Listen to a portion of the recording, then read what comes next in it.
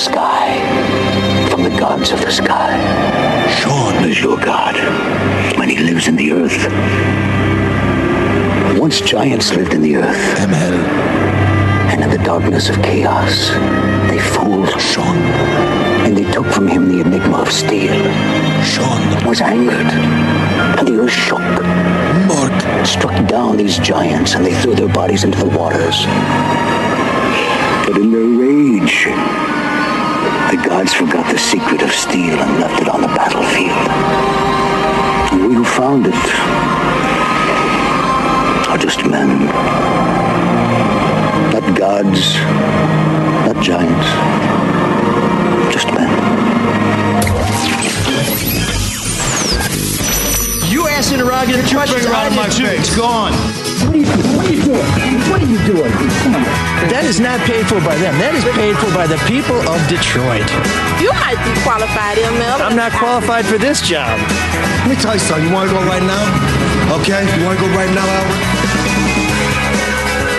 Not gods, just men. We are not gods, we are just men, and if there was any doubt about that, if you were behind the scenes with me, you would know that we are very mortal and incredibly fallible. Speak for yourself, please. That camera's very mortal. Your camera's failing yet again. Yeah, it was made by men, not gods. Yeah, clearly. Speaking of people who think they're gods, there's a fella in Washington who thinks that he can get people to do what he wants just by having speeches, and we're going to talk about what happens when a guy like that starts running his mouth in just a couple minutes with our special guest, Melissa Nan Burke, the Washington bureau chief of the Detroit News, who spent a most harrowing day just a week ago, one that I dare say made her wonder whether it would be her last day. So we're going to get to Melissa in just a moment, but first I want to introduce my co-conspirators here. Mark Fellhauer, he of the Slick Production. Nothing but errors today. And Sean Windsor, he of the Rapid Reduction. Nothing but errors with an H. There you go. And Matt Jennings will join us soon for a history lesson that well, let's put it this way. You can't make up history, but he does. So let's get to the truth. Let's get to the real deal. No fake news here on ML Soul of Detroit. Melissa, thank you so much for joining us. We know you're busy because we're possibly going to see a president impeached. From what I understand, we have the National Guard deploying, maybe a little late, and things in Washington are more busy than ever during a time of year when we pretty much, I would think, are kind of in a downtime just waiting for the next president to be inaugurated. Yeah, that's true. Yeah, I think that typically I would be spending this week getting ready, doing some preview stories for the inauguration, but yeah, instead we're getting ready for another impeachment vote tomorrow, potentially. Sure, and with the cycle of elections, and I've covered politics for almost 30 years, you go through a campaign and then you're going pedal to the metal the whole time, and then it's over and you kind of get to catch your breath.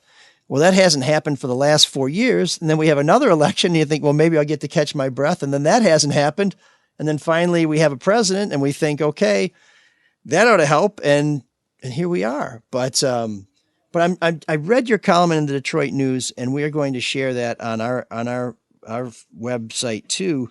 But you happen to be not just in Washington at the time of the, I guess what people are calling insurrection. That it feels like a very polite way of putting it to me. But you were in the press gallery, and at one point had sent a tweet to your husband saying, "I love you." That's pretty powerful. And I wonder, when you sent that tweet, was there any part of you that thought this may be the last tweet that I send or the last text that I send, and I want to speak from the heart? Yeah, I certainly hoped he wasn't watching C-SPAN at the moment. It was unclear to me if they had cut the cameras at that point or what had happened. But, we were, there just to set the scene briefly. We were there, covering what was supposed to be the counting of the Electoral College votes. It was expected to be a very long day. And we knew there were supposed to be protesters. I had seen some protesters outside the Capitol building as I came in. And as I was walking over to the House side of the Capitol from the Senate side, I don't think anybody expected, what happened. And it was harrowing, and it was a moment that you stop, but you pause and you think, what do I need to do in this moment? And I tried to keep tweeting, but I also thought I needed to send that text. Well, reporters often don't like to talk about their feelings, and we don't like to be the subject of stories. Of course, now I'm a politician, so it's all about me. We'll talk about me plenty. But can you sort of break the mold a little bit here and just tell us how you were feeling when you realized that this day was not going to go the way you thought it was, what you were doing and what sort of emotions you were feeling? Yeah, we were there covering, a debate was happening at the time when a security officer came onto the floor and said, that people had breached the building, were in the building. They had made it into the rotunda where tear gas had been set off. It was unclear who set off the tear gas, but at the time they were telling members on the floor to pull the gas masks out. They're actually emergency hoods. I've since learned they were under their seats. And I'm there and I'm sending reports, back to my newsroom, sending tweets. And, at first I don't think we knew quite how serious, to take it. But then when it became clear that the leadership had been whisked off the floor, and the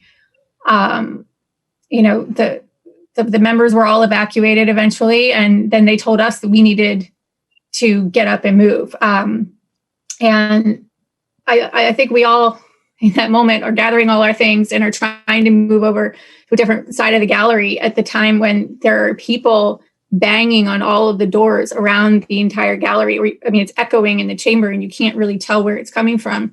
They had locked us in for security purposes at that point. And then there was this standoff, which is, I think, around when I sent the tweet, but there was a standoff between officers at the central doors where they had barricaded, pushed this big, huge wooden desk across the chamber in front of these doors and piled it up with, I guess they were benches of some sort on top to keep these people out. And I think the fear in that moment, in part, is that you don't know if it's two people behind that door. The officers had their guns drawn. We're telling them to get back. You don't know if it's two people at that door. You don't know if it's 50 people. We had no idea. At that point, we hadn't seen the images that everyone else was seeing on TV. There's no TV inside the House chamber, so we didn't know the numbers of people that were out there. But, in the reporting that's come out in the last few days to see how close some of these folks got, how close it was of a call it was to evacuate some of the lawmakers and evacuate the press and the staff that were in both chambers. It was minutes, if not seconds before. And so I really salute, the Capitol Police and the other security officers that moved as quickly as they did to get us out. Hey, Melissa, how much of a labyrinth is the Capitol building? And did you know your way around there? I guess that would work to your advantage and disadvantage because people don't know, which corner to turn. Yeah, it is a bit of a labyrinth. Do you think that, did you know where to go? Yeah, I do know my way pretty well. Well, they were directing us in terms of when we were evacuated. We were captive in a gallery for a bit until they figured out how to get us out, because we weren't sure who was banging on these doors, the police that were in there with us. And once they did evacuate us, they took us downstairs and into the basement tunnels and everything. And I knew where we were. I had never gone down the stairwell that they took us. It was, I don't know if it was an emergency stairwell or what, but, I knew where we were going. The thing that was a little alarming, they whisked the wall makers away and obviously put them into a secure location. But sure, the rest of us, a lot of staff and press, were just kind of, we didn't really know where to go. And I ended up kind of in a safe spot where there was some police officers there. But it is a big labyrinth. And I think in a way that was slowed down the intruders who got into the building, because they obviously didn't know where they were going. And I think that the Capitol Police and other law enforcement, in a way, it seems, use that to their advantage in trying to draw them away from the Senate chamber, for example.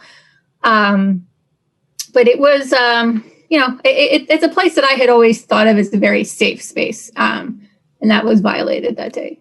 So, Melissa, we've seen those pictures of the plainclothes security officers or police officers with their Glocks drawn and pointed at the doors where people were peering through the broken glass. Could you actually see that from the gallery, or is that happening just below you? I could see that from where I was. Yeah. I had a straight shot. I mean, they moved us over from where the press usually sits to I guess it's the west side of the gallery.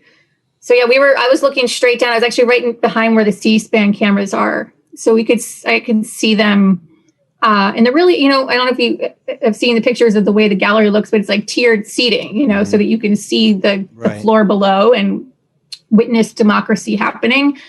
And so there isn't a lot of cover, or and so being they were trampled telling upon. us to get down, get down in the gallery.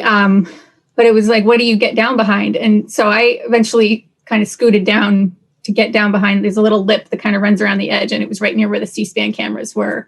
And just kind of watching this standoff and hoping, hoping that the worst wouldn't happen. And I still quite haven't learned how many people were on the other side of that door. So it sounds like you were trapped. There was no way out for you. There's no trap door. There's no back door. You were in the arena. And if the good guys didn't win, heaven knows what happens next. Yeah, we were, in that moment, your sense of time kind of gets really messed up. But it felt like a really long time that we were waiting to get out of the gallery because they couldn't, the police couldn't tell who was on who was on the other side of that door. I do distinctly remember thinking to myself, like, there must be some universal code word, language, something that, police in this situation would know to communicate if there is another law enforcement officer on the other side of the door. Because they didn't know. I mean, that was kind of what was so scary in the moment, was like, we were all thinking, don't open it. I mean, I wasn't by myself. Obviously, there's a few dozen other lawmakers, a lot of press and staff. But I know a lot of us are thinking, do not open that door. We don't know who that is. And they did eventually get us out. And when I got out of the gallery and we were heading across the marble to go down the stairs to evacuate the building, you look to my right and there was about 5 or 6 guys with, on their stomachs with their hands either behind their necks or behind their backs, with cops standing over them. And I'm not sure if that's who was banging on the doors or they had, been apprehended somewhere in the hallway. But it kind of showed you how close, just how close they got. It was very scary. Melissa, you mentioned what you were thinking. I'm curious, though, and you mentioned that you could hear the noise of the banging on the doors, but what did it sound like in there? And were people talking before the lawmakers were whisked out? Were they speaking, or were there guttural noises? I'm just curious what the scene sounded like in those first few minutes, other than the banging of the doors. Sure. I mean, before the lawmakers, there was a lot of chaos before the lawmakers were evacuated because, they had told everyone to grab these emergency hoods because of the tear gas that had been deployed. And so those emergency hoods, everyone's trying to rip them out of these packages. And we were all kind of confused as to most of us in the press had not been trained on how to open these packages, and it didn't seem the lawmakers had either. And there was one lawmaker who stood up on a chair and was telling everybody else, all the lawmakers on the floor, like, demonstrating how to open it, how to make the hood function. And it was just chaos because you had the banging on the doors, you had everyone kind of talking, and you had the whirring of these emergency hoods that was starting up. That hood, by the way, just like whirred. I don't know what a better verb here is, but it buzzed. The filter would buzz for like 2 or 3 hours because as I'm in lockdown, it was just kept making this noise, next to me, next to my computer, as I continued to report. But, the scary, because of the echoey sounds in that chamber, there was one really loud bang during the standoff, and it was unclear what that was. Lawmaker that I interviewed thought that it was maybe a flashbang. Later, I know lawmakers on the floor, people who were on the floor of the House also heard the shot that was in the speaker's gallery where the woman was killed by the Capitol Police officer. We didn't know what that was at the time. You can't really distinguish what these sounds are. At least I couldn't in the moment. You read about it later, and it kind of helps piece together the chronology of what happened. But it was chaos. It was hard to tell what was happening. It was hard to hear the police officers and what they were yelling. So I think we're just also lucky that more people weren't hurt or killed in the end. Absolutely. 2 questions about the representatives that were in the House. I mean, the good thing is a lot of them are former military. So did you see a lot of them jump to action and kind of help out in the situation? And to that point, how much fog was there? How disorganized was it? Because I actually read a story, and I didn't know whether or not to believe it, that some lawmakers were arguing with each other while it was all going on. Did you see any of that? I don't recall lawmakers arguing. I mean, there was definitely before the evacuation, when we heard that people had gotten into the building, when the police officer, the security officer announced that, there was a couple comments made from the Democratic side of the gallery where some lawmakers were sitting, directed at their Republican colleagues saying, call Trump, call your friend and tell them to stop. But once things started, once the chaos got a little more intense, I didn't notice particular interactions, with the exception of one. There were a couple of, when the standoff was happening with these folks at the door, where the police have their guns drawn and are telling them to get back. There was a couple of lawmakers, Congressman Markwayne Mullin in particular, I recall at the door trying to kind of reason with whoever was behind the door. He's a big Trump supporter. I interviewed Bill Huizenga, Congressman Huizenga from West Michigan, who was one of the lawmakers who jumped up and helped Capitol Police, the security officers there, move some of these huge pieces of furniture across to get him in front of the door. So they didn't just sit back. A bunch of them did jump up and try to do something. But, those officers are all trained to protect those lawmakers, and they just kept trying to get them off the floor as fast as possible. So I did not see any arguments. There definitely were some shouted remarks at the very beginning before I think everyone understood the gravity of what was happening. So Melissa is a reporter. She's a human being. I hate that I have to tell people that. She has a family. She is in the middle of a situation that, for all she knows, may be the very last day she is on the planet, and she's working the whole time. She's getting the word out. She's telling people she takes a break to send a note to her loved ones. And for everybody out there who wants to demonize the media and wants to spit on their enemies, I want you to think about this for a minute. I want you to listen to her voice. And I can't believe how composed you are. I mean, I'm getting choked up just thinking about it. And I was sitting on a couch in a basement watching all this.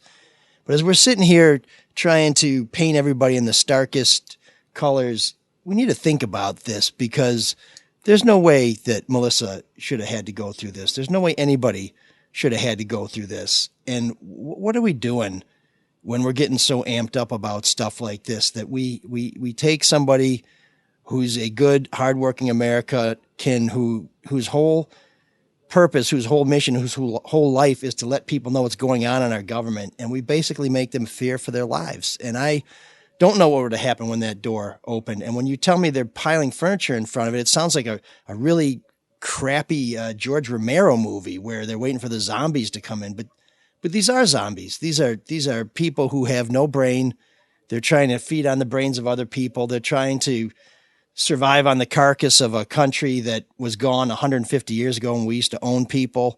And it's time for them to just get on with it and let people like Melissa do their job. Let the media do its job. You want to yell at us, you don't want to subscribe, that's your choice.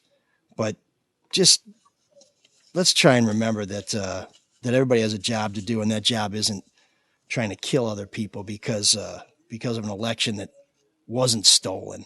So, Melissa, I want to give you the last word. I know you got a lot of work to do, because if I were you, I'd be on an island right now trying to forget about all this. But you're going to work. So once again, you are the consummate professional serving the people, really serving the people. Even if they're not subscribers, you cheap bastards, you should subscribe, because I think she's worth 99 cents a month for the next 3 months. And if you disagree with me, I'll give you the $3. But I want to give you the last word and thank you very much for everything you've done, everything you're going to continue to do. And I think you've done a lot to contribute to society without what you went through. I mean, your work is outstanding, and we're grateful for it and for the time you've given us today. Well, thanks for having me. I would just leave with the thought that, I was glad to see, my colleagues return that night to cover the vote. The lawmakers came back, they reconvened, they went on with their work. The glass is going to be cleaned up. The graffiti will be, cleaned off the walls. I don't think I was just really proud of the press corps that they continue to do their job, in the situation we were in, and we'll keep going back. We'll be there. Well, thanks, Melissa. We're going to have a link to your column on our website. We're also going to have a link on how people can subscribe, how they can follow you on Twitter and Facebook. And I hope we never have to talk about something like this again. So I'm pretty confident the next time we talk, it'll be a lighter subject, but we hope you'll come back again and tell us what's going on in Washington, because what's going on is I just never imagined this. Thanks so much. Appreciate it. Thank you, Melissa. Thank you, Melissa.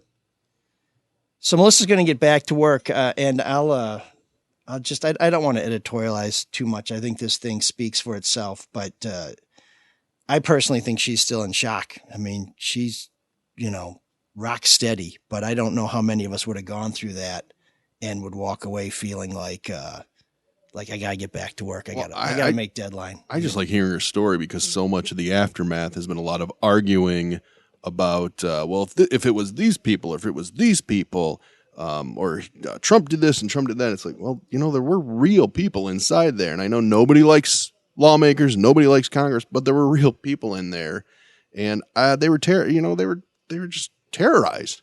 They were fearful. So I'm glad she told the story. And I wish we could have kept her longer. There's so much more I wanted to hear and so much more I wanted to talk to her about, but she does have to get back to work because she's that committed. But so this isn't just about the media, because you know who else those guys wanted to kill? They want to kill Mike Pence. Yeah. Okay, so if we're trying to take out some sort of yardstick or some sort of a plumb bob and try and get to the depth of the depravity there, we're not going to get to the bottom, because they wanted Mike Pence to be vice president for 4 more years, but they're also willing to kill him. You can't call these people animals, because animals, while they may not work on as many conscious levels as we do, they know love. They tend to have decency. They lick themselves a bit. But, other than that, I'd take an animal over these wretched souls who somehow have convinced themselves that they've been cheated, and that by executing people and terrorizing people, that will bring back America. That will bring back America. What do you think America is? That's never been America, even in our darkest days. They didn't do this in a vacuum, Mike, right?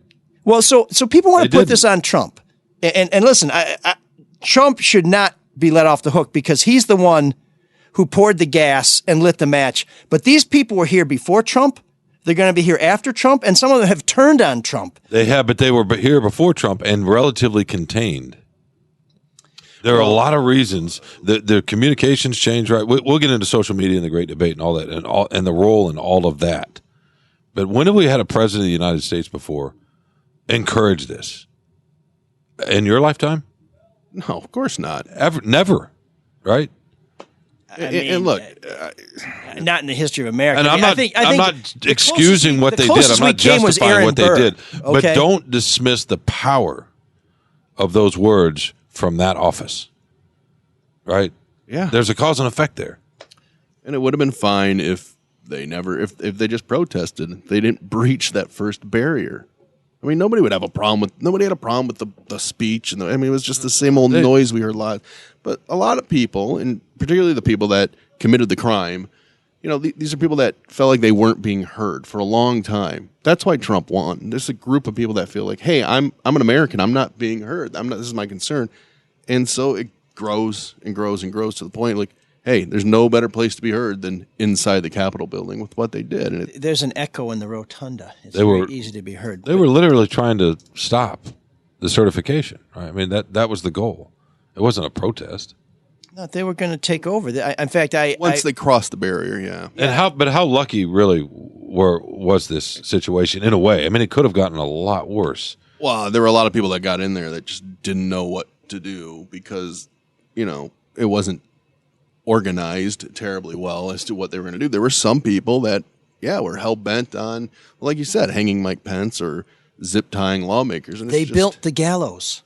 Okay, I mean they built, and they had plans too to start shooting. Right? Gallows. I see. This is a part that I can't. Stories that keep coming out. I can't believe there wasn't more shooting. I mean, that's what I'm saying. We're lucky. Maybe there's pipe bombs, which the pipe bombs story just seems to get buried below all of them. Some think it was a diversion tactic to keep people away from the Capitol building because I think they were at the RNC and the DNC. The whole thing is utterly insane. What is also driving me insane is the pure broad brushing. This happens with everybody. The pure broad brushing is like, well, that's a Trump supporter because it's not. There's a lot of people. I understand why somebody would vote for him. It makes sense. But those people that committed the crimes are fucking violent and they need to be punished. They were psychotic before Trump came along. He made them feel it was okay to come out of their holes, so he's got to take some responsibility. And by the way, if I could have 5 minutes alone with Don Jr. somewhere, oh my God. Well, that's the other thing. I would love to spend a couple minutes with baby boy. 47%. Did you see the poll yesterday or the day before? 40% of Republicans were okay with the insurrection. Well, of course, the polls are wrong. It may turn out it's 55%. It might be, but we undercount the Republican vote, don't we? Give or take 5%. But actually, I was weirdly heartened by that. That means half Republicans weren't. And you assume a lot of those folks supported Trump because 90% of the Republicans supported Trump before the election. Well, the own party, and this blows my mind because he was the party, right? I mean, that was the platform, and that's fine. That's what Junior said. It said this is Trump's Republican Party. It's not the Republican Party anymore. It's Trump's party. But that seems to be done now. When you listen to certain Republican leadership talk about it, I mean, McConnell's pissed at him. Yeah. No, everybody is. McConnell, I thought his speech when they got back together was pretty damn good. Mitt Romney's was fantastic. Ben Sass, McConnell's speech before everything went south was pretty good. I mean, and then there's Ted Cruz. It's just, it's just the whole thing. To me, it's just sad. Ted, I often think of that scene in Talladega Nights where the French race car driver shows up at the pit stop and he plays jazz, and they're like, well, if you don't like jazz, why do you have it on the jukebox? He said, well, that's for profiling. If you play jazz at the pit stop, we know you don't belong here. I kind of feel like if there's anything good to come out of this, it was a moment where we found out who is really diabolical. And Josh Hawley, congratulations. You played jazz at the pit stop. Ted Cruz, you've been putting quarters in that jukebox for a bunch of years. Hopefully it's your last tune. Hopefully that tune that you're playing right now is taps for the career of Ted Cruz. Even Republicans hate your ass.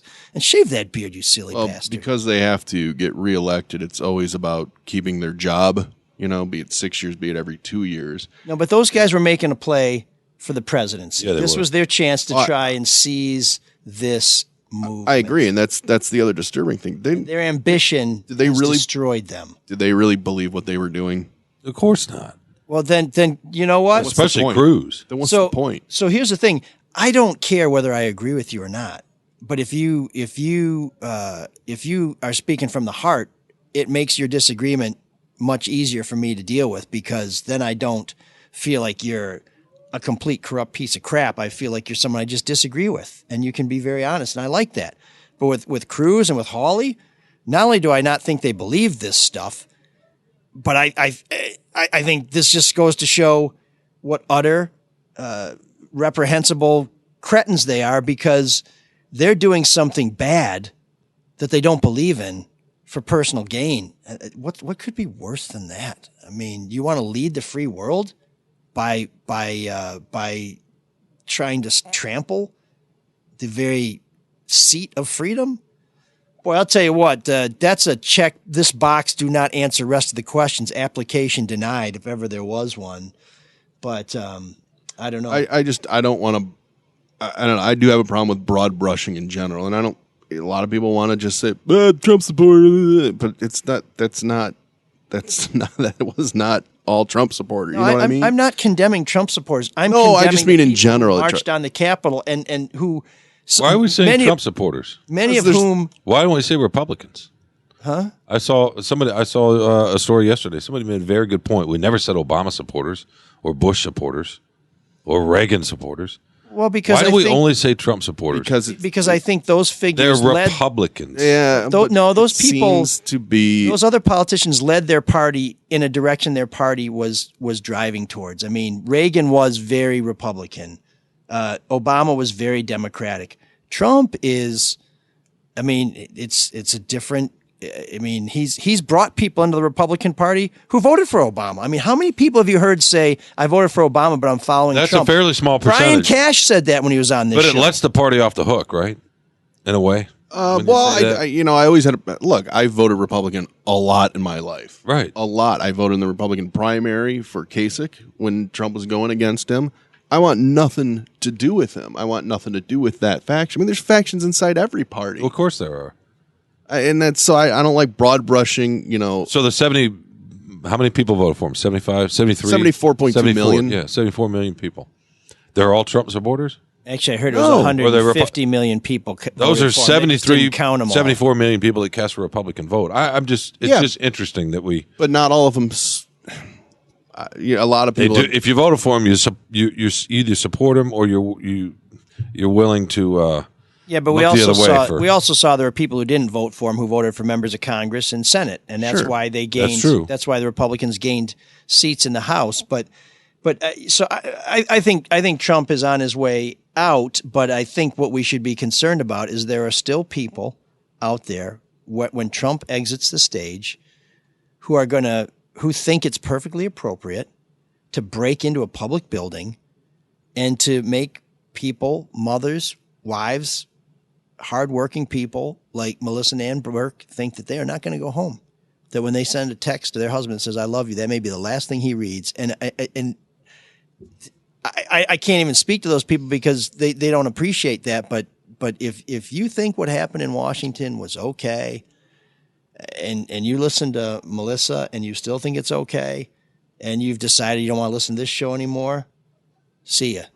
Eat it. I'll hold the door for you. Get the fuck out, okay? Our form of government has been attacked before, right? And we'll keep 9/11 out of it. Totally different. But let's just say the shoe bomber guy, remember Richard Reed, right, or Abdul Muttalib, the underwear bomber. I mean, those are attacks against our government and our way of life. Did you want all Muslims to be broad brushed then? No, because they're not all terrorists.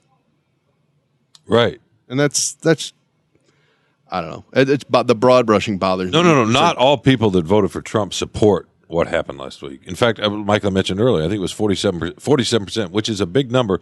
But if you do the math, 75% of the people in this country are aghast at what happened. That's enough for us to move forward. I know that other percentage is big, and you're talking about millions of people. Mm-hmm. But I think there's enough people that were just stunned by what happened, right? Horrified by what happened, that we can move forward. It's not going to be easy. Well, and then we need to stop the what about. If it were 50-50, we would be fucked. Yeah. Right? Yeah. But it's not. This feels like the argument of the bartender who overserved somebody. They didn't expect a family to get killed when the drunk driver hit them, but they probably shouldn't have given them that much booze. I see Trump as the bartender, but I also know that he's overserved a few people, so that's time to do an early last call. Let me read you 2 comments on Facebook Live that just came in. Are you going to discuss Portland? And then the next one is your hypocrisy is astounding, ML, which I assume is in regards to and I don't like comparing these things, but the BLM protest to what happened, which were met by camouflage. Okay, so protests are protests. Military Riots folks are on the riots. Capitol steps, right? It's not okay that people broke buildings and smashed windows. That's not okay. It's not okay that they attacked a federal building in Portland. So let me. I don't know what the problem let is me there. let me address Portland first. Yeah, I full don't of remember. Proud Boys and oh my God. I don't remember the governor of Oregon or the mayor of Portland saying, "Hey, I want a bunch of you crackpots to come and tear my town up because something was taken from me that wasn't taken from me." So But wait a sec. Are they complicit for letting it happen and no, not cracking no. down? Here's on the difference between Portland and what happened at the Capitol. The president sent federal troops to Portland. He didn't send federal troops to the Capitol. That would have been a good time to send federal troops, right? And who were the folks fighting with in Portland? White supremacist group, Proud Boys groups, right? That was part of what was going on. That became part of it. But I mean, they were. Yes. So, and listen, I'm just going to tell you right now, I don't condone violence and destruction done in Portland, just as I don't condone violence and destruction done in Seattle. That free zone in Seattle, I mean, free from what? Free from common sense? Free from accountability? No way, man. Free Starbucks? I don't care. I don't even drink coffee. And if the folks that want to equate a group of people out there, hundreds, millions of people out there protesting because they were trying to undo 400 fucking years of history, and some people on the side and all those movements breaking into some buildings, yes, looting is unfortunate. But to compare that to what just happened last week, get your blinders off. Well, so here's the hypocrisy. If you were appalled, if you were appalled by what happened in Portland, you should be appalled by what happened in Washington. And I'll tell you, so somebody still wants to call me a hypocrite, that's fine. I'll just tell you this. In the first march, the first BLM march in Detroit on that Friday afternoon, I went with my daughters. I'm a journalist, so I can't participate in things like that. I put on my Solar Detroit hat and some sunglasses, and I marched close enough to keep an eye on my daughters as they marched. And I said, if you see a bunch of people huddle up into a group, anytime you see people cluster up, I want you to get as far away from that as possible. At some point, Detroit police started driving down Michigan Avenue. I think that was probably a strategic mistake, but at the time they were thinking we need to open up a lane for traffic. They were clustered. They were surrounded by cop cars. And if people think that this is me whistling Dixie after the fact, you can go back and check the podcast we did right after that. And when people started converging on the cop cars, I got in there to push people away from the cop cars. When some of the cops were surrounded by the crowd and they started going for their tear gas, I told one of the sergeants, just keep moving. We got your back. We're going to watch your six. We're going to get you out of here. And they got out of there, and a terrible, terrible calamity was avoided. On that day, I worked to try and keep the peace. I'm not saying I'm a superhero. I'm just saying I'm one dude in a crowd. But I worked to protect the protesters, my daughters, and the police so that we could accomplish what needed to be accomplished. My daughters needed to march and express themselves. The police needed to do their job and get home to their daughters. And that's what we did. And throughout the marches that I participated in all summer as a member of the media, when the police got out of line, I reported it. When the marchers got out of line, I reported it. When police were targeted, I found that reprehensible in Detroit. I find it reprehensible in Washington. And if you think that's hypocrisy, you don't know what the word means. You're so blinded by your own hatred and your ignorance that I feel like I've just wasted my time by even sharing that with you. I don't even know. If you're the people out there who still have your mind open and your ears open, and you might not agree with us on everything, but there are some things that are just irrefutable. Police were attacked. Police were killed in Washington because of this. And if you say Blue Lives Matter, they've got to matter in Washington just like they mattered in Portland, in Seattle, in Kenosha, everywhere. That's not hypocrisy. That's truth. Yeah, well, go ahead. Sorry. Do your break. That was a natural outcome. I was going to say you're not going to let that sit for a while. I think we can all agree that if we need a Ford, there's a place we should go. Maybe, I don't know. I'm trying to set you up for the read because you haven't done it yet, have you? No, I was trying to put some space between some I know, truly Sean decent ruined it. Let's people just blame Sean. Yeah, with a great American product. Yes, no, but I was actually going to say something about the country, and you made that all about you. But that's okay. Go ahead. But that's okay. In fairness to ML, the question was the I was asking a question somebody asked me, but I know. So Sean, tell us. I'm sorry. What'd you have for breakfast, big feller? Nothing. Oh, okay. How about you tell us about Royal Go Brine? to your break and cut it out. Yeah. No. This injustice will stand. Or what'd they say in the Big Lebowski? This such and such will stand. Oh yeah, will not stand. Will not stand. Yeah. Okay, well, That was a fun start. oh boy, if you're looking for sense and reason, just go take a vacation for a little while. But if you do need a fine vehicle, or if you need service, repairs, or even just a top-notch oil change, Roy O'Brien Ford is the place to go. It's a great place that's been doing business for 75 years from the corner of 9 Mile and Mac. And if you don't quite feel like taking that right track to 9 Mile and Mac there in St. Clair Shores, go to royobrien.com. If you're watching us on Facebook, you can see it, their website on your screen. If you're at home listening to this, or in your car, or maybe you're in a bathtub and you got the radio on, that's a terrible, terrible idea. But Roy O'Brien, ROYOBRIEN.com. Go there and check out Fast Track, which lets you choose your vehicle and options, but that's not all. You can pick your deal, lease, finance, or cash, get the value of your trade-in, apply for financing, and schedule delivery of your ride. If you go in person, Roy O'Brien Ford is serious about protecting you and their employees. Yes, there is still a pandemic raging, but if you go there, they are wearing protective masks. There's ways to sanitize. There's ways to wash up. They want to protect you. They want to protect themselves. They want you to get a good deal, and then they want everybody to go home safely. So you can enjoy that car, because let me tell you something. If it's a Roy O'Brien Ford, it's going to go for 100,000 miles or more. My mom has a red... Is that the ML guarantee? Focus Ford. No, Ford. Oh, okay. Ford, I have confidence in Ford, but I'm not here to promise things for other people. Ford Focus wagon my mom bought there, it's got over 110,000 miles, still chugging. Still going strong. So if you want to learn more, go to royobrien.com or call 888-566-5851. And when you call them, feel free to mention that Sean Windsor's best friend, ML Elric, told you to give him a call. And let him know that they got a vending machine. Sean didn't have breakfast, so if you could, Actually, no, I had get him a Zagnut burrito, bar or and something. I ate it in a Ford pickup truck. So you lied to us. I won't change my mind on anything, regardless of the facts that are set out before me. I'm dug in, and I'll never change. Infinity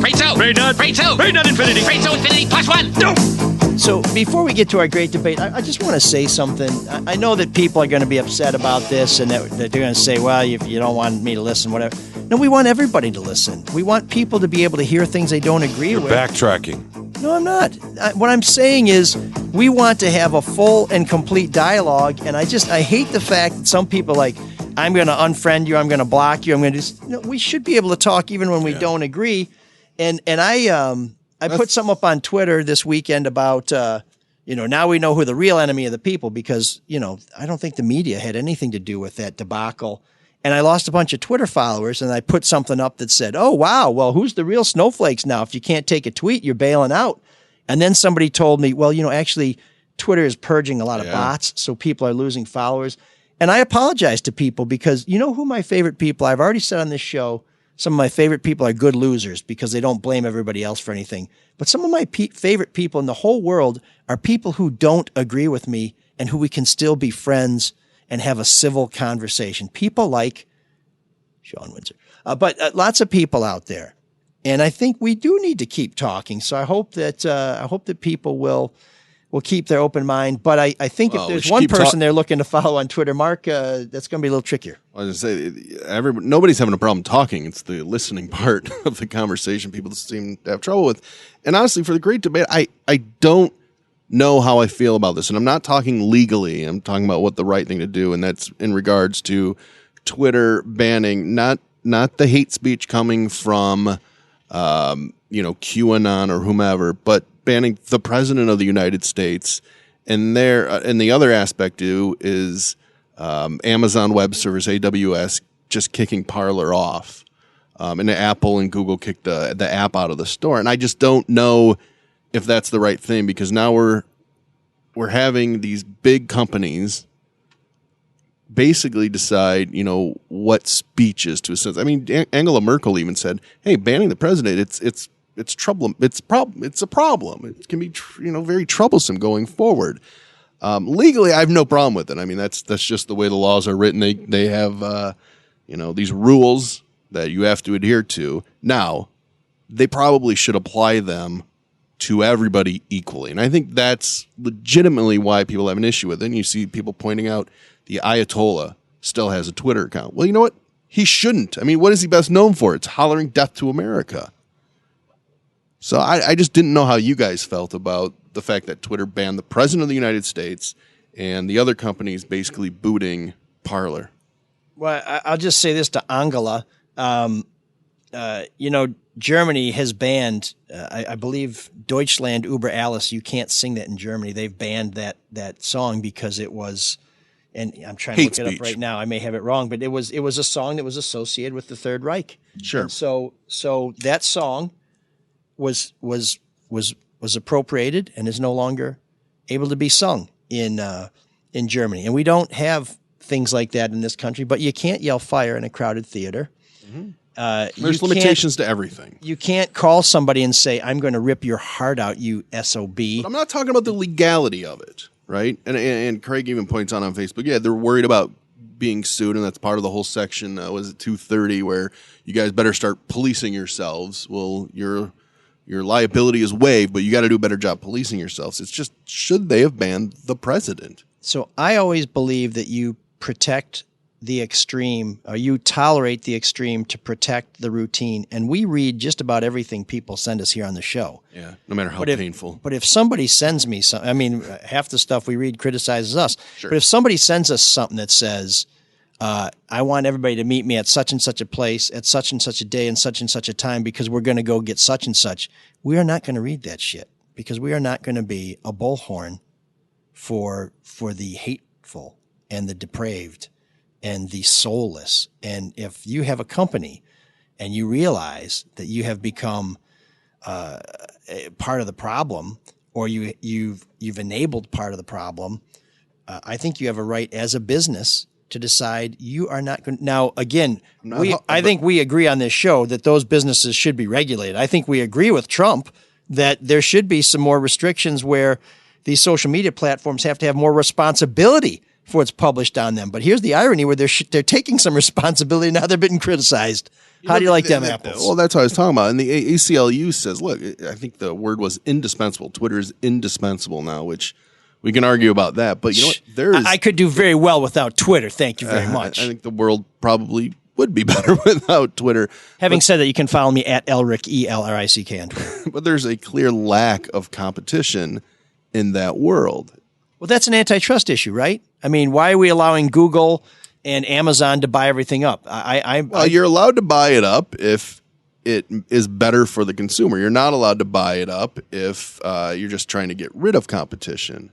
And then Facebook's going to have their reckoning in regards to Instagram and WhatsApp. But Twitter? Facebook has screwed us. They've blocked us from putting our website on Facebook, and there's no recourse. We can't appeal that. Let me simplify the argument. If you're Jack Dorsey, you're in charge of Twitter, do you ban the president?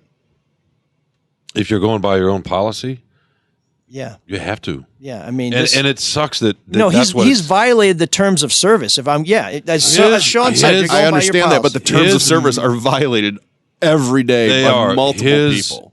And they're starting to change that too. I saw this morning 70,000 QAnon followers have been purged. That's why I lost half my followers. The disinformation, misinformation, lying, let's just call it lying, and since November 3rd has had an effect, right? I'm talking about from Trump and his Twitter account. How many times did he tweet and you saw right under it, basically, this isn't true? Sure. As a private company, they're allowed to do that. Is it lying if he believes it? What are you, George Costanza now? But then you call it disinformation. Good point. Right? I mean, where's Maz? No, I know. Fine, don't call it a lie. Call it misinformation. Okay. And it's had... they labeled it, but now... They did, but the effect of that led to last week. I would also say, look, the Detroit Free Press started allowing comments on the bottom of their stories, 15 years ago? Sure. Whenever we started kind of communicating this way. They police it. Most media organizations do. They don't allow you to sit and cuss each other out and kind of be rude. They try to, maybe some places police it better than others, but to me it's no different. It's just it's a private company, so you're going to have to show some respect, right? But I know we don't like that. It is different. He's the president of the United States, and I know that's what people, because I always felt he should have acted differently because he is president of the United States, and people disagree with that, and that's fine. But he's still that position is something special and important. I agree. Look, don't get me wrong. He can get a message out anytime he wants. Yeah, he can walk into the briefing room anytime he wants. But how crazy is it right now that in our country, as a matter of national security, it's private companies that are stepping up? Well, and not the federal government, who didn't send troops, by the way, last week. Well, the federal government is always going to be behind technology because who in Congress understands technology? I think there's only 2 or 3 that have a background in tech in general. You know, a lot Strom of Thurmond did. He knew that telegraph backwards and forwards. So the control and the policing of it will always start with the company themselves. I think maybe getting rid of Parler, kicking Parler off AWS is bigger because there's people that use it apparently that were not participating in hate speech, that were not planning riots. I have family that does. We can all agree that that's insane, and that is not protected speech. Facebook's the bigger issue with all that, though, right? That's where folks gather. Oh, I think Facebook is worse. I kind of think it's worse than Parler because you can make groups and private groups. I mean, we saw it with the guys that wanted to kidnap Whitmer. And Mike, very tight private group. Absolutely. Mike's going to talk about this, I think, in the Geek of the Week. I mean, right? It's sort of tied into that a little bit, but well, my problem with these companies is do they have the right to turn Trump off? Yeah, I believe they do. But here's where my problem is with the company is if you're turning him off because you're following your corporate policy, you need to follow that corporate policy down the line. Exactly. I've been threatened on Twitter. My family's been threatened on Twitter. I flagged it for Twitter, and Twitter basically said, "What's the problem?" I said, "My family's been threatened. They're saying this is where your kids go to school. I'm going to find them." And you don't see that as threatening, and Twitter's just like, No, I don't. And actually, I give Twitter some credit because Facebook has blocked our website for no reason. They've given us no reason. And when we try and say, dude, can we talk about this? There's no mechanism to do that. These companies have been allowed to make millions and billions with no accountability. And when Mark Zuckerberg sits in front of Congress and says, I think the answer is AI. Oh, great. Okay, well, why don't you get your ASS over to the AI and put it in place right now? Because in the meantime, you're a monster. You're just making millions and ruining our country. And if you say it's too expensive to follow your own policies, well, you got to change your own policies, or you got to give up some of those profits. So Twitter, Facebook, you're our Geek of the Week. Oh no, it's not Geek of the Week. Damn it! I hate you guys. Man, the geeks have inherited the earth. Did I do that? What a dork. Does him wanting to play with us again mean that he's turning into a geek, or we're turning into cool guys? Boy, it feels like we should just go right to Matt. But first, I want to tell you about another one of our friends who's also not funny, but he's very serious. He's very serious about trying to save you money. Shots on Matt already started. Wow. What? Okay. Oh, sorry. He's not listening right now. He's dancing, which is troubling in a whole new way.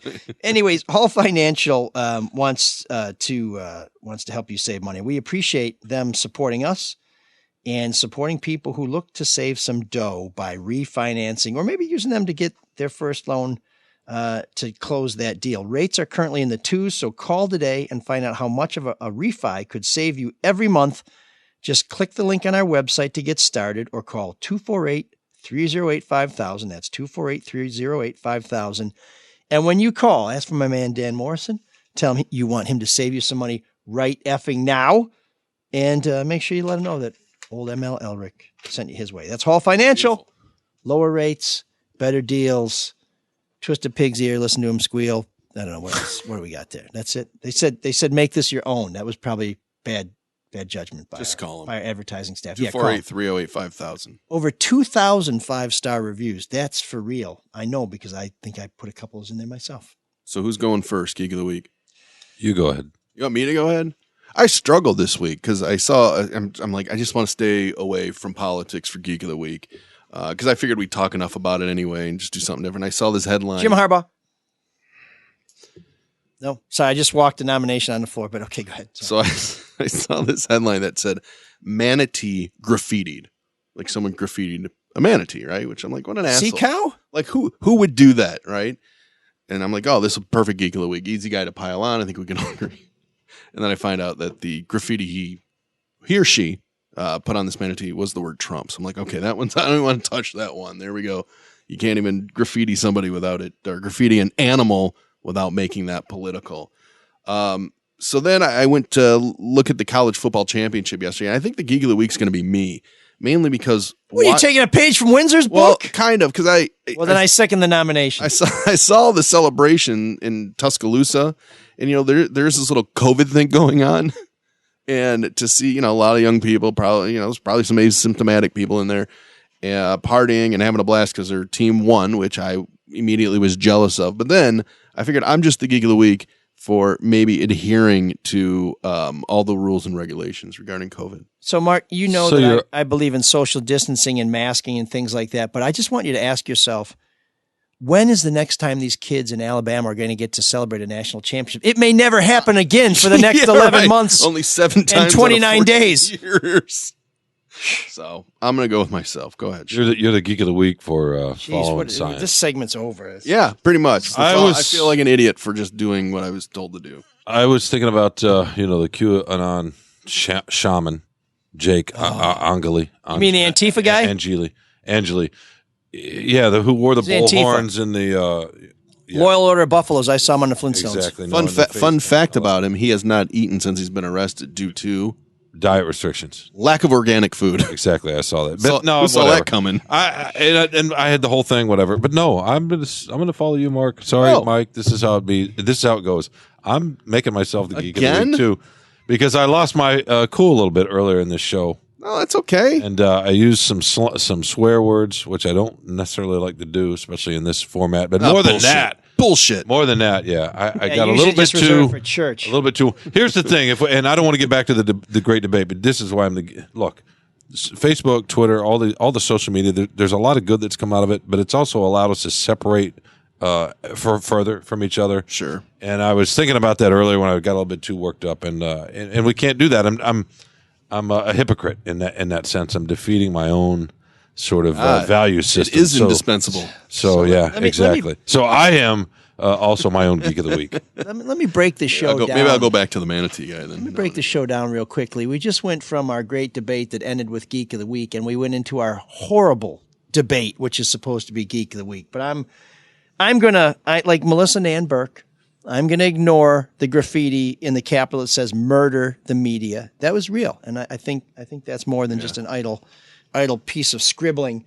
But I am going to persevere, endeavor to persevere, like Chief Dan George in The Outlaw Josie Wales. And I'm going to give you my Geek of the Week, and it's Milford Conservatives Matter, a group recently joined by the incoming chairwoman of the Michigan Republican Party, who was at the Capitol.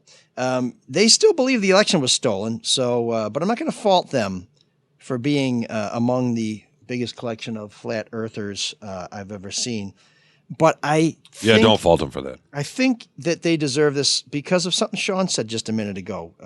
They said the reason why they formed their own group is because I'd love to leave all the political stuff aside, but I'm tired of hearing from the left especially. The Free Press's Claire Hendrickson writes that the group has also discussed whether civil war is coming, with some members expressing enthusiasm for that. That in and of itself is just outrageous. But while that should be more than enough to break your heart, the real problem is that at a time we should be finding ways to come together. The new chair of the state Republican Party is throwing her support behind a bunch of cranks who apparently do not want to build one country, one Michigan, even one Milford. And that bothers me because how can anyone find common ground if they don't even want to listen to someone who disagrees with them?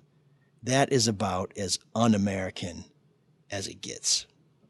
And so, Milford, hold on, Mark, hold on. Yeah. Stay that button. I'm waiting. Milford Conservatives Matter. I'm not particularly fond of you. You're a Geek of the Week.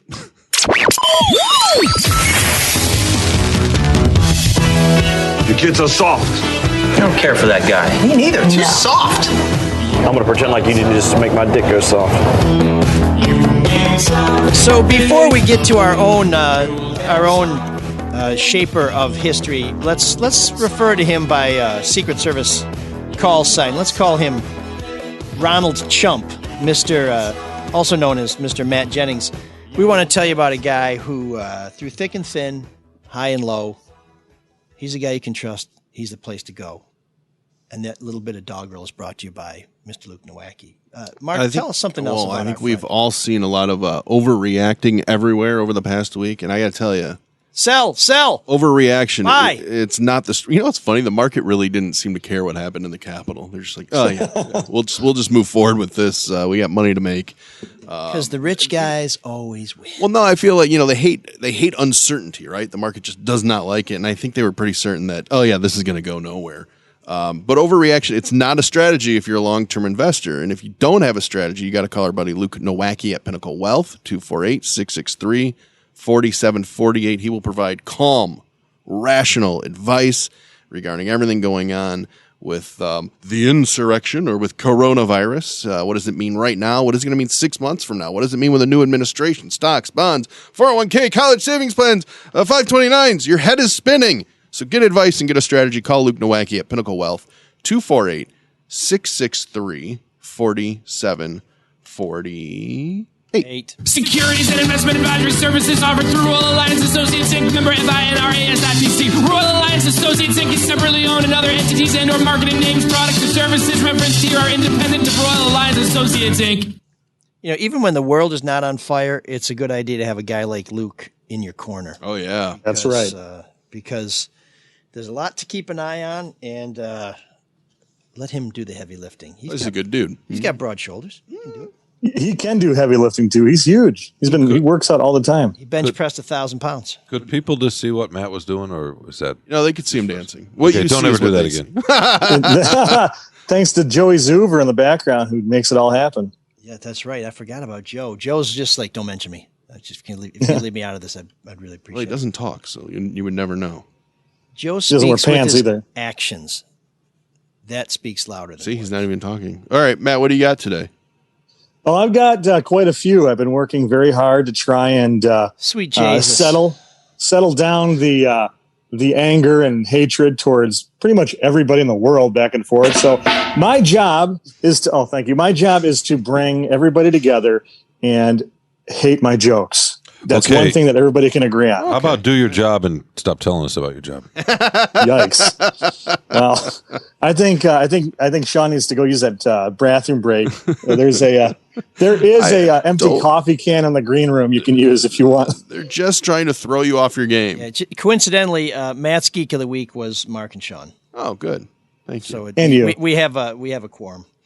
And ML, he was at the Pinnacle. Oh, there you go. That was how I ended the Geek of the Week segment. Mike would he never won't make ever himself. let me talk. Man, you're supposed to know who's on your side. Mike would Just had never him on make your himself. Time for room 7609. Your your ML's history. not on my side. How about that? He just was, though, and then you pointed out how much he isn't. I'm the Mike Pence of your world. Yeah, that's true. You are my Mike Pence, and I love you for that. No, I don't even know. You're my sweet prince. By the way, Mike Pence still has his Twitter account. Yeah, I was just going to say, I wish I was the Mike Pence because that means you wouldn't have talked to me for a week. Okay, I won't call you this next week. I'll just write my jokes and bring them on the show. When are you gonna do today's? We'll be taking a week off. Oh yeah, folks. No, this is gonna be next year. I'm doing next week's right now. You ready? Right, go for it. What happened? Okay, this week in history. Yeah, what didn't happen? I guess we should say. Okay, this is what didn't happen this week in soft history. In 1942, Ford Motor Company patented the first car made of plastic derived from soybeans. Interesting. And it operated on less weight, less fuel, and a deep hatred for Longhorn Steakhouse. That was so funny. So funny. You said you got a lot of these? Is that what Calm down, guys. Calm down. How many are we thinking? Because I'm going to let you guys catch your breath. I just need enough time to get my car running in a garage. Well, so do you want to put a garden hose in the and end my suffering? Don't let it linger. Next. Okay, sorry. Drew, turn the stove on. I'll be right up. Go ahead. He's already got his head in it. In 1957, Whammo began producing the Pluto platter. But due to sales, they changed it from a toy to a sport and started producing anybody got an idea? Frisbee. Yeah, the Frisbee.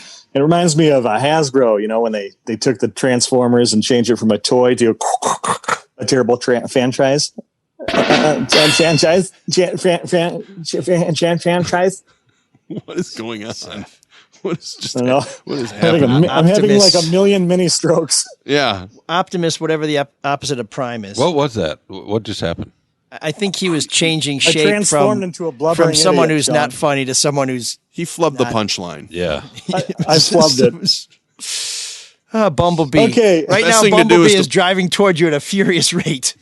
When you flub a punchline, the best thing to do is point it out and keep talking about it. Hey, Mark, should I power through? Yes. Okay, 3 more. 94. Whoa, Nancy whoa, whoa, Kerrigan's- whoa. Let's go one at a time. Let's not assume anything. Okay, in 94, Nancy That's Kerrigan's it. attacker, Shane Stant, Oh yeah. Remember Shane? was arrested and charged with conspiracy to go clubbing with Tanya Harding. that was solid. You bought one more joke That there. was solid. Yeah, that's bought how one- you bought You one know more what? That's joke, funny. Alfred. That's how we should do it going forward. Is you can keep telling jokes as long as you make one of us laugh, maybe 2 of us laugh. Okay, And well, that's out here's of our the next one. 10,000 listeners. Hey, you Still know, going to be touch and go, son. Okay, the Southern Hemisphere We're of down to Venus. 9,000, by the way. No, probably 6. 8,000. Well, now I mean they never make it. This far. 7,000. Deploy, drag, shoot, 5,000. Next week we'll have 1,500. You know, I actually was in Boston when You Nancy actually told people Kerrigan not to got listen married. today. Sorry. Who did? You did. Oh, really? I don't care if you listen or not, you said. And I'm cussing them out. Yeah, that was a good strategy. We don't have any sponsors. What are we doing? You're running for city council? It's called counterintuitive marketing, Sean. Come on. It's never Hey, worked, but guys. we're the ones that make it work. It's just crazy enough that it might work this time. Hey, guys, I know my Oh. light bulb isn't bright, but will you let me shine, please? Yeah, let's go Ready Kilowatt. Yeah, okay. Actually, I tell you, I think you're known in the business as Ready Kill a Punchline. Good. Well, Come on, I'm about to homophobe. kill this piece. I got 2 more. The Southern Hemisphere of There Venus. goes those assumptions again. Yeah, summer. The Southern Hemisphere of Venus. If this suddenly ends with brightened- another planet I'm thinking of, you're done. Don't worry. Okay. The Southern Hemisphere of Venus suddenly brightened due to a furious spike in aerosol levels caused by Bon Jovi's Hairspray. It really travels. You know what? a long You way. may not like, Mark, you may not like that. When I read that, I was like, oh, wow, oh, wow, blah, blah, blah, oh, wow, oh, wow, blah, blah, blah, blah. I didn't know what else to do. Yes, he's Do we not. have like a mute button? He is unwanted, dead or alive.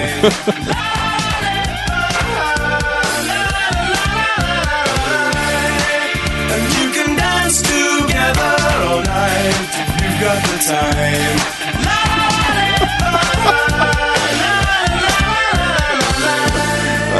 I'm just laughing because Saeed on Facebook Live wrote, "You give jokes a bad name." That's clever. That was better than any of Matt's jokes. Clever. Oh, that was awesome. Poor Maddie. Oh god, that's a good one though. Mike, I want you to have the lever like Graham Norton, you know, the British talk show host. No. Somebody sits in a chair and they try to tell a story, and if it's not interesting, they pulls a lever and they fall back out of it. This would be a We need- 3-minute show. We need a similar situation for Maddie. Boy, I'll tell you what. Nick Moore just wrote, "Run away from those jokes." Yeah. She's a little runaway. Poor Del Maddie. Shannon is glad he's dead. No, that's a Bon Jovi song too. I know It was a Del Shannon song. I- He covered it. Okay, great. Matt's going back to the No. 80s through material, and No. you're going back to the 60s. Two totally different Does songs. anybody live in 2021 here? Runaway is. My little runaway, run, run, run, run. And then Bon Jovi's was the one Sean was just singing. Which one was it? Oh, I forgot. Ooh, she's a Little runaway. runaway. Okay, sir. Yeah. That's like the only good song they ever had. What? Come on, man. It's my life. It's now or never. That was yeah, not good. Yeah, no. That Hey, makes you my guys ears love me and bleed. you know it. What? I thought he was muted. Somebody. Yeah, that's making my ears bleed. He's muted now. Thank you. Poor Matt. The problem is the I mute. say poor Matt, but really, The mute is were you? automatic. Maybe you should look in the mirror. It's supposed to go off when he tells a joke, but it doesn't detect the humor, so it's still on. You know, it's just sort of. Oh, that's not bad. Yeah, that's it's, not bad. You thought of that all on your own? It's a thinker. It's, actually, I got a whole list of them. There's a whole rich history of things. Did you write them all down? Yeah, it says what to say when Matt's not funny. I got about 1,000 on here. I'm halfway through, but But I just want Tanya more Harding and Tanya That was Harding, a of good one. course, that kind of tied back to Benny Napoleon, who was the chief when they cracked the case at the Joe Louis Arena. So we're very self-referential. When you're out on the stump, are you going to tell jokes? Try to be funny. It feels like I've given people no reason to think that I can improve the quality of life anywhere after the last 20 minutes. Just, This podcast, Exhibit A. Yeah, this is it. So yeah, room 7609. Yeah, I'm sorry, I forgot. I went into. I was in the fetal position there for a minute, but as you know, we love to get your nominations for underappreciated new wave bands or hidden gems from new wave acts that you thought you knew so well. Well, this week, Deep Cut Dave appropriately recommends a song called Tyranny, but not as a political principle. It's just a little ditty by a group called the Stabilizers. You're going to walk it up? You got about 20 more seconds. And the Stabilizers like to play music. Music that starts with a synthesizer and then goes into some words that sound exactly like the words you're about to hear. Yeah. So welcome inside room 7609 here on ML's Soul of Detroit podcast.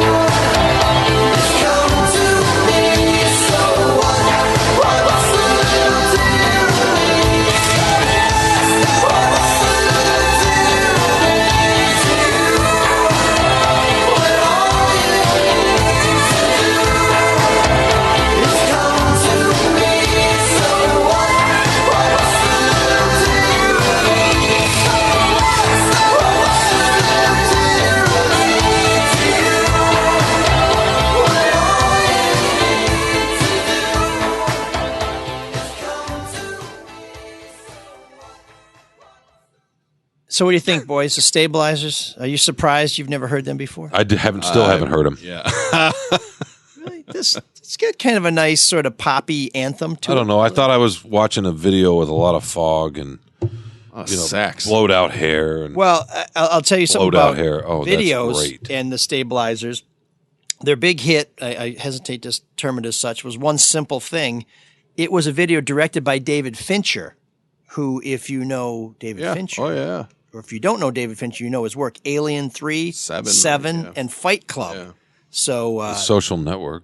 Tyranny they had a video directed by David Hogan, who you don't know because right now he's the girl with the dragon tattoo. If you want to supersize it, but yeah, so that is Zodiac. Who? David Hogan? No, I'm just mentioning David Fincher movies.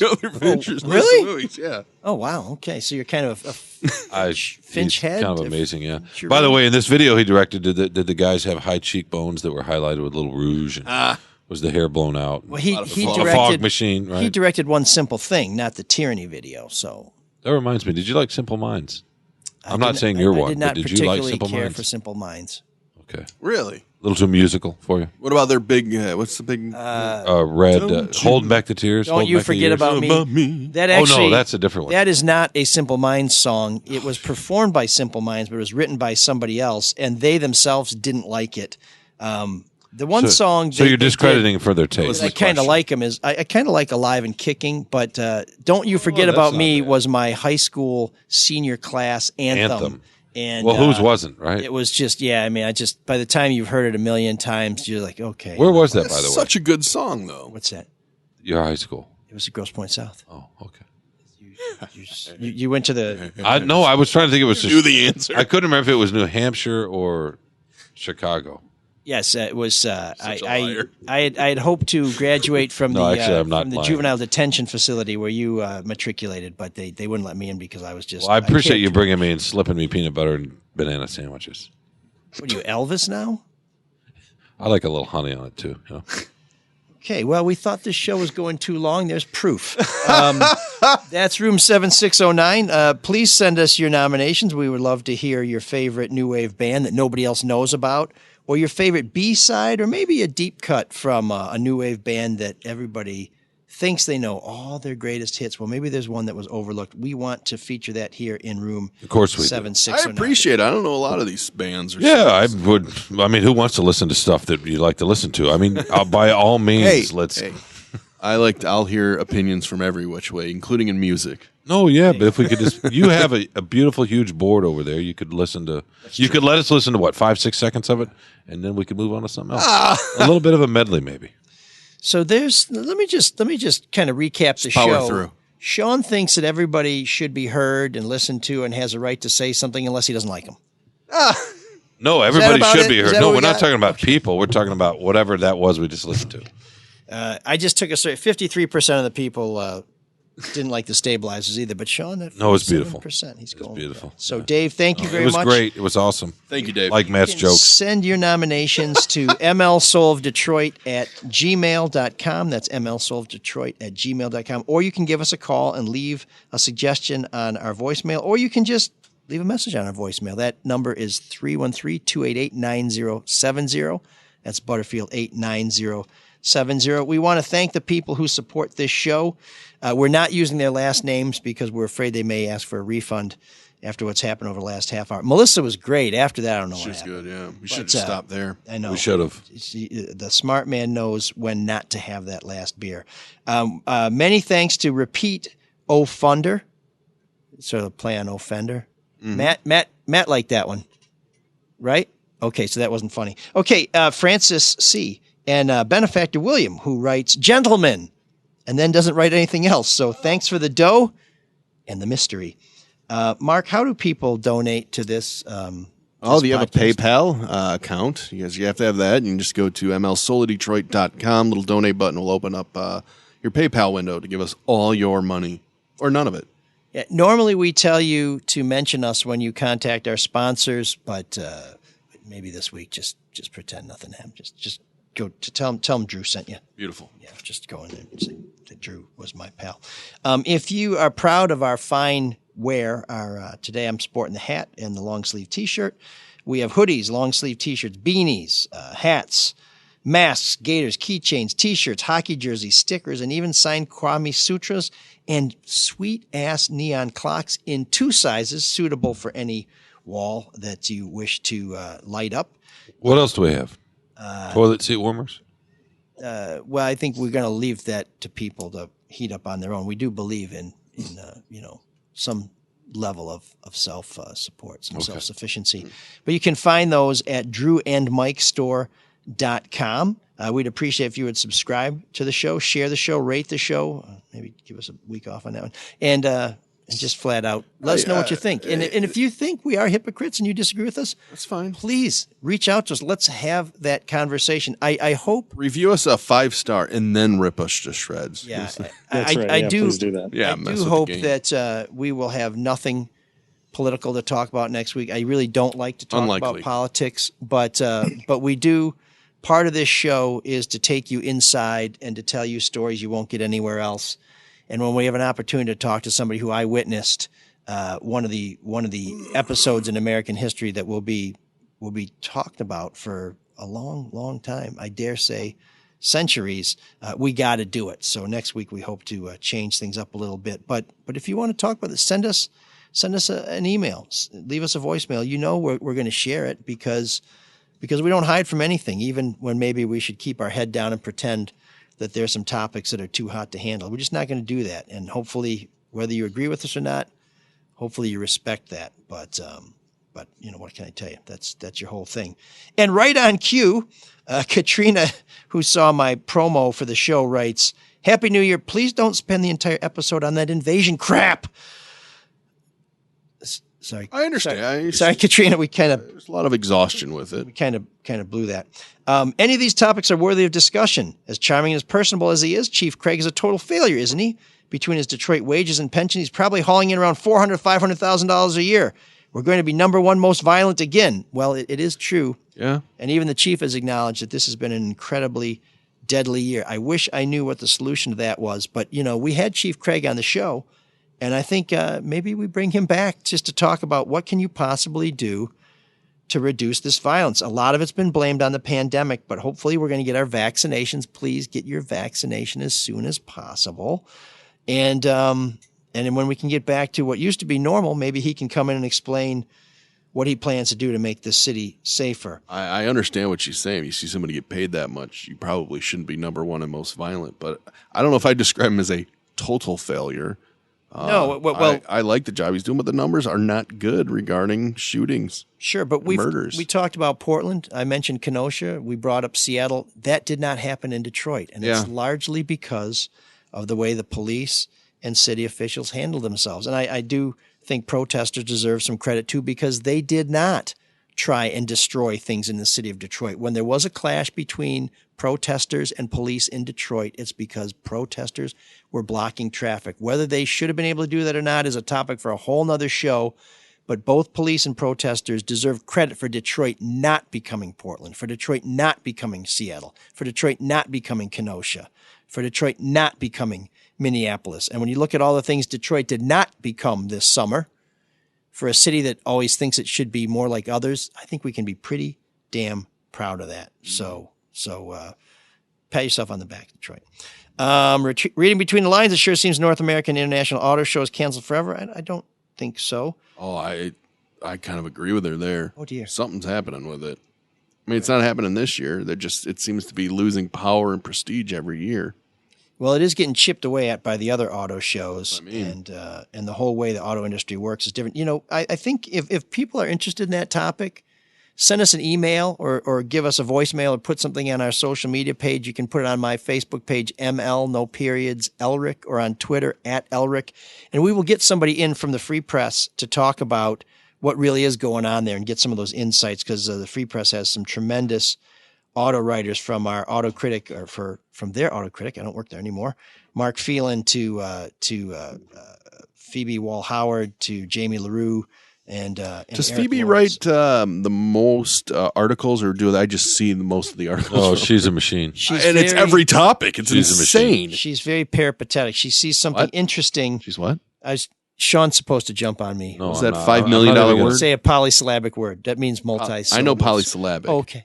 What was the word before She's it? Peripatetic. He Peripatetic. said. It means I have no idea what that means. she has a.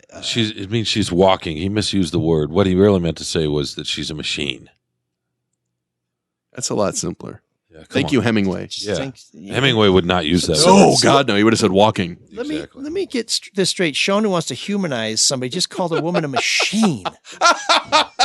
What is going on over there? Yeah, machines don't have gender. She's relentless. Are your She's a fabulous are your reporter. vegan sandals getting a little too tight? Vegan sandals. Yeah, it's made out of. It's not made out of cow. I'm talking about the McRib a few weeks ago, and you're talking about there's no vegan meat in sandals. that. There's no meat in that. No, there's some kind of meat. Watch yourself. Yeah, there is. Some kind of meat. That's just what I want to put in. God, how long do we have to sit here, Mark? I mean, aren't we done yet? I don't know.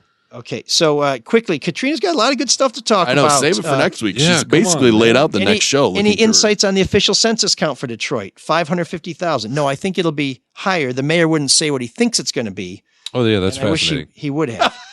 Skyscraper, Hudson still not standing. Yeah, we talked about that before. I refer you to an earlier show. No mention of U of M Innovation Center and University Regents minutes. I don't know if that's true, but that's pretty interesting because remember that was supposed to be where we're going to get the soccer stadium. Katrina needs her own show, man. Yeah. She's got Katrina. good topics. Yeah, she She's does. also going to keep us here another hour. Thank you, Katrina. Well, Katrina, I'm with But you. mostly thank Mike. I'm with her. Katrina, we'll pick up on the rest of Should this have done next this at the week. beginning of the show, and we had a full show. Katrina, you and I have lost the room. We'll get back to this next week. Maria asks the government of East Turkestan to U.S. remember China's atrocities. That may have been spam. Dave says, congratulations on the city council run, by the way. I think you'll effing rock it. Notice how he picked up his voice there when he was reading about himself. I was just sharing what Dave spun. Yeah. By the way, if you A little want to more support excited. my city council campaign, we'll have a link on the website God, I wonder what you sound like when you're standing in front of a mirror. to donate. You know, and Can when you I, contain your glee? when I say I'd like you to contribute, what I mean is I want you to do the exact opposite of what Sean does in this show every week. I would like you to contribute. Regular correspondent Kyle is back with hearing you talk about Buicks made me realize something. You are a man of the people with exquisite taste. Maybe you are setting your political sights too low. City council seems beneath a Buick man. You'd be better equipped to be governor or hold both U.S. Senate seats. I don't know how that's going to work. Now, That's now you one got cheek for each seat. The show never disappoints, like a Buick. Buick's made in Flint, like me. And the show has been heavy on the Norwegian talk lately. Keep it up. This, I think he means Viking, has ties to Bergen and loves it. Norwegian Kyle from Flint, like Buicks and my Norwegian family, which kind of makes me wonder whether Kyle's been hacking into my computer, knows that I've been a big Royksop kick for the past month or so. And if that's true, then back up, big fella. It's a little creepy. Paul gushes. Hey, ML. Mark! What? Sean and Professor Royce Cop. You know Royce Cop? Yeah, sure. No, just keep moving. They do the Geico song. They're awesome, by the way. And I love. You know, it's really silent. They It's collaborate with weirdly Robin. quiet in here. I don't know if the heat went off or something, but it's like at 3 a.m. when the act needs to be done and there's nobody left in the building. It's like a funeral. It's that kind of silence. You know, usually, you know who knows what this feels like? Matt. On stand-up night. Yeah, that's right. He's familiar with this phenomenon. Usually, though, at some point, somebody pulls a fire alarm. Can you do that for us, Mark, please? Pull a fire alarm? Do Sure. something. Sure. Hey, ML, Mark, Sean, and Professor Jennings. Just want to drop a line and tell you that I just took ownership of a beautiful new Elric 5-string with a stunning Buckeye Burl top. I would have never heard of Elric basses were it not for the podcast. I checked them great. out, and after some searching, I found the one I had to have. I know he's not a sponsor anymore, but I'm sure your Beautiful. brother would be happy to hear that he got at least one sale out of the deal, even though I bought it from a dealer in Chicago and not directly from his website. Still counts. While I may not be as adept at the bass as John Taylor, with my new Elric bass, I will be able to mesmerize people, and they won't be able to tell the difference. Love the podcast and listen every week. Keep up the great work. And you know what my brother said when I said, "Hey, I think we may have helped you sell a bass." You know what he said? He said nothing. So that's what you have. Any voicemails, Mark? Yeah, there is one. Oh, no. Actually, there might be a couple. You ready? You sitting down? I don't know if I'm ready, but let's have them. Here's one. There is like a ding or a bong or something happening on someone's computer, and it's driving me nuts. I thought it was my phone, but then I deleted all my apps, and the only time it ever happened is during Soul of Detroit. So I think it's got to be one of you guys. Deleted all his apps just for a little bid bell. Was that Matt? It sounded. It's not Matt. If it's Matt, it's not from Matt's number. I'll tell you that. Sounded like drunk and confused Matt. Oh, ouch! That's usually me every weekend. Could have been. So maybe it was. Could have been Matt's burner. Okay, and did you say we had more voicemails? There's another one here. There's a veritable cornucopia of voicemails this week. Hey, Emil, how are you, sir? I heard you running for city council. I'm so happy. I was wondering, I'm a young man here in Detroit. I was wondering, like, an intern for your campaign help you out. 313. He gives his number. I got to get that number offline. I'll get it for you. Was that also you, Matt? Sounds a lot like you. He's in. I was drunk then, too. If you want to hear your voice on this show, too, please give us a call at 313-288-9070. That's Butterfield 89070. As you can tell, we are not choosy. But if you are choosy, there are a lot of great selections here on the Red Shovel Network. There's the Charlie LaDuff's No BS News Hour. You may have heard a lot about that. No Filter Sports with Eli, Denny, and Bob. And, of course, the Drew and Mike podcast. And you may have wished I'd said this 45 minutes or so ago, right after Melissa Nan Burke of the Detroit News went back to work.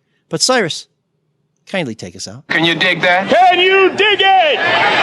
Can you dig it?